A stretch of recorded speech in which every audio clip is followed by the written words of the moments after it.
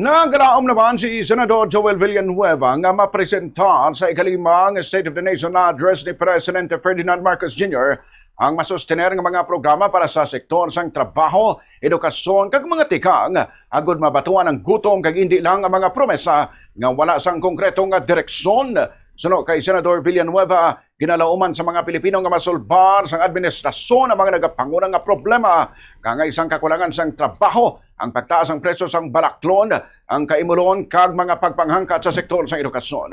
Karungan sinigin pahayag man ni Villanueva nga dapat man nga tutukan sang gobyerno ang pagpaayos ang kalidad sa edukasyon dala na diri ang pagsolban sang kakulangan sang classrooms, manubo nga level sang literacy kag ang mga insidente sang kinagamo sa sulod mismo sang eskwelahan. Ginpahayag man niya nga parayon sini nga ginaduso ang pagpabaskog sa edukasyon kag trabaho kag suportahan ang mga prioridad nga ginaduso sang Legislative and Executive Development Advisory Council.